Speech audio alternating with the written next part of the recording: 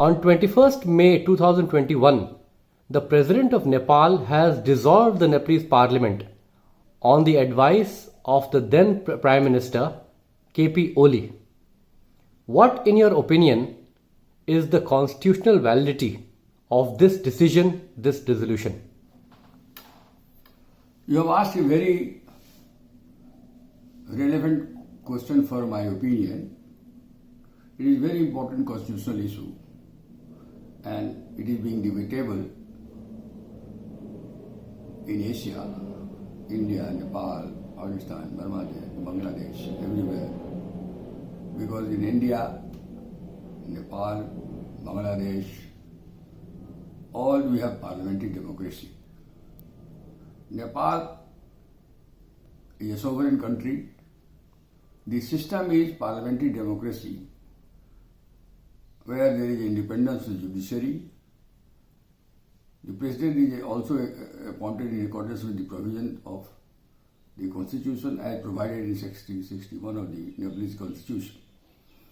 I have occasion to examine the provisions of the Nepalese constitution, especially with regard to the power of dissolution of the president.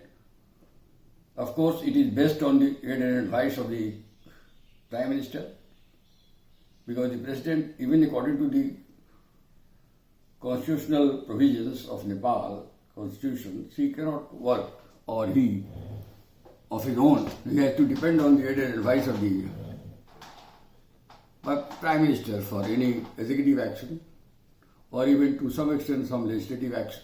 Now, in the context, 3-4 provisions of the constitution is relevant. First, Article 61, which provides the mode of appointment of the president, and it says that the main duty of the president shall be to abide by and protect the constitution.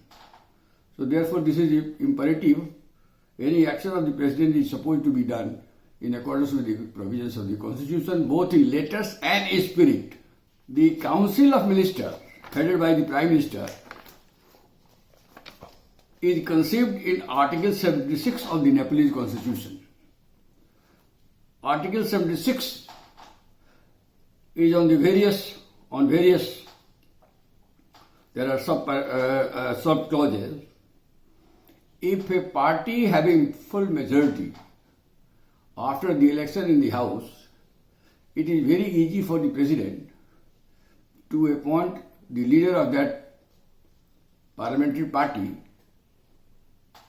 in the federal parliament, that is Pratidhi Sabha, as has been done in the case of Sri KP Sharma Oli, when his party after election was having majority, much more than required majority, stands that 138 out of the House of 175.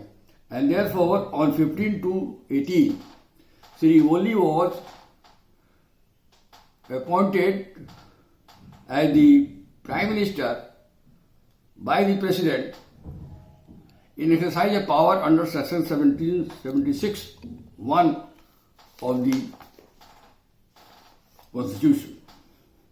The other provision of the appointment or relevant to be considered in this regard is Article 77 of the Constitution, which provides the vacation of the office of the Prime Minister and its circumstances, that if a vote of confidence is not passed or a vote of no confidence is passed against him or her under Article 100, the Prime Minister vacates the office. In this regard, Article 100 is also relevant to be considered. Article 100 provides that it is the Prime Minister may, whenever he or she considers necessary or appropriate to show that he and she has confidence in the House of Representatives table a motion to the effect that the House representative for the vote of confidence. Then paragraph subclause 3 of this article 100 is very relevant. 2 also, if the political party which the Prime Minister represents is divided, or political party in coalition government withdraw its support, the Prime Minister shall table a motion of House of Representatives for a vote of confidence within 30 days. This 30 days has an importance.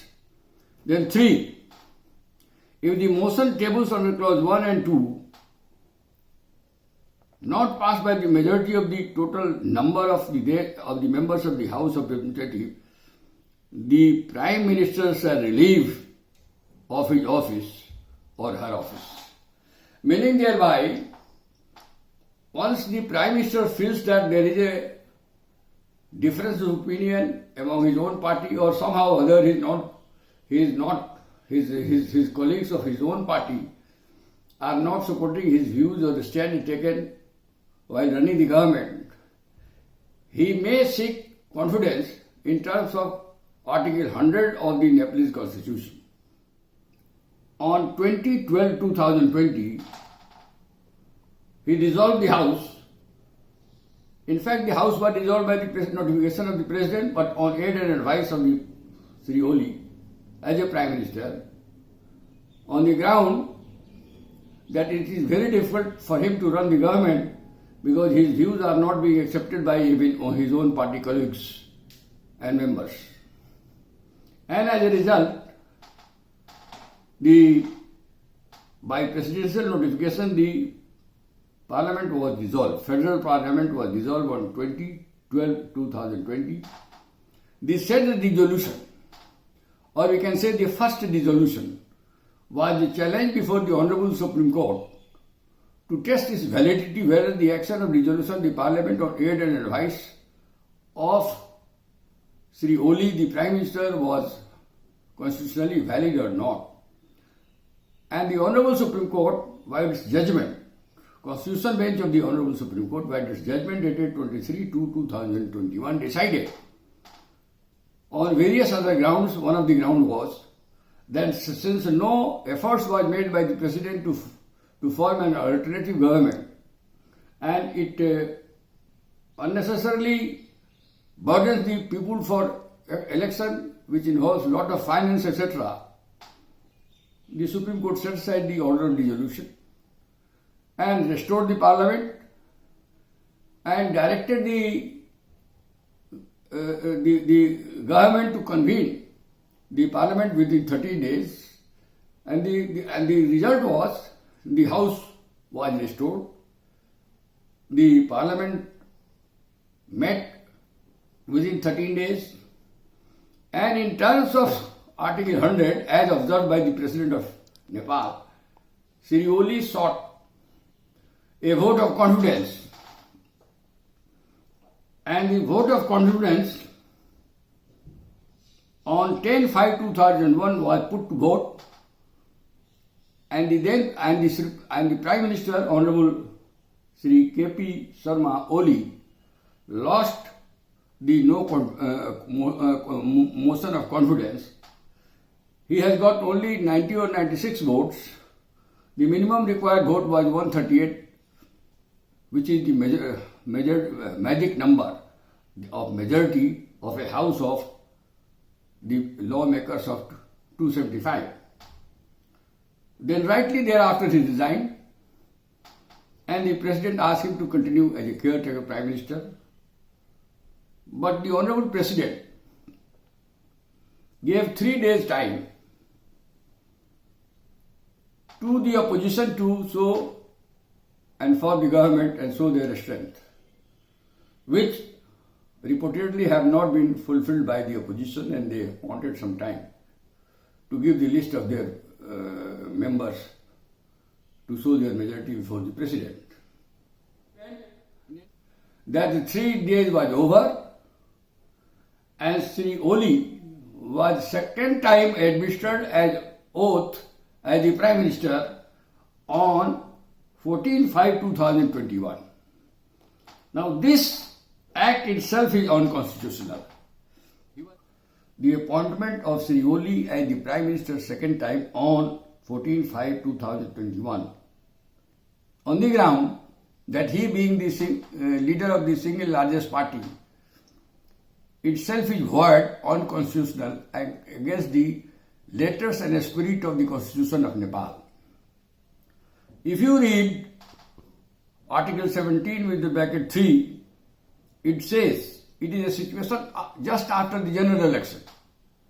It says if the government is not, if the Prime Minister is not able to form the government either in 7.1 or 76.2, 76.2 says the formation of a government by coalition if they are able to show the majority. Then subclause 3 says in case Prime Minister cannot be appointed under clause 2, no later than 30 days after the declaration of the final result of election, no House of Representatives of the Prime Minister so appointed fails to secure the vote of confidence under clause 4. So appointed means a Prime Minister appointed who was appointed under subclause under Article 17(2). Now Sri Oli was not a Prime Minister who was appointed under Article 76(2). He was appointed on 15/2/18 as a Prime Minister in exercise of power under Article 76(1) of the Constitution. Therefore, 76(3) is not available nor applicable for second time appointment of Sri Oli as the Prime Minister, even if he was the leader of single largest party. Here is a case in which you have to consider the effect of the constitutional arrangement and provisions on a person after he defeated in the House if he seeks a vote of confidence under Section 100, under Article 100 of the Constitution. So this was a case of defeat of Sri Oli in the House in terms of Article 100 of the Constitution. Therefore, the second term appointment of the Oli was void ab initio, unconstitutional, and therefore he cannot be treated to be a Prime Minister de jure. Means he cannot be treated to be a Prime Minister in the eyes of law, but let us assume that he was the de facto Prime Minister. Even if he was de facto Prime Minister, when he was appointed, he was given 30 days time to prove his majority again. Now, 14/5/2001, the 13 days would have expired on 14/6/2021. He did not prove his majority and he refused to say his cabinet and he refused to get the vote of confidence. Therefore, the condition on the basis of which he was appointed as the Prime Minister, Oli himself has breached. The Prime Minister, who was in minority, his advice was, although he was a de facto Prime Minister, his advice is not binding on the President for the purpose of resolution of the Parliament in terms of Article 76(7). Even if loosely it is assumed that the Prime Minister has failed to obtain the vote of confidence in terms of Section Article 17 within bracket 4, although it is not applicable in case of Honorable Mr. Oli, yet Section 5 has a relevance, subsection 5, where it says that in case where the Prime Minister appointed under clause 3 fails to obtain a vote of confidence under clause 4, this is important. Any member under clause 2 presents a ground. Clause 2 means forming a coalition government. He or she can obtain a vote of confidence of the House of Representatives. The President shall appoint such member as the Prime Minister. We have been told that on 21st or 28th of May 2001, Nepali Congress leader Sri Deupa, Communist Party leader Sri Prachand, and Samajwadi Party leader Sri Upendra Yadav, they presented a list of 149 lawmakers, which is much more than the required number of majority, that is 138. This is one side of a story, and claim that Sri Deupa be allowed to form the government, on which President did not agree. On the other hand, Sri Oli, the Honorable Prime Minister, has held cabinet meeting and decided that they are not going to seek vote of confidence as required in terms of his appointment by the President within 30 days, or as required in terms of Article 37, subclause 4, and has advised for dissolution of the House, which the President accepted, and the Honorable President, by notification dated 21/5/2021, itself dissolved the House and fixed the election in the month of November. This he has done in purported exercise of power under Article 76, subclause 7. Now this is fallacy in the action. Section 7, subsection 7 comes after subsection 5. She did not exercise her power in subsection 5 of section 76 by making an alternative arrangement allowing the claim by opposition to form the government, who are claiming that there is 145 members. Now, the majority of the membership of the claimant cannot be tested in the House of President.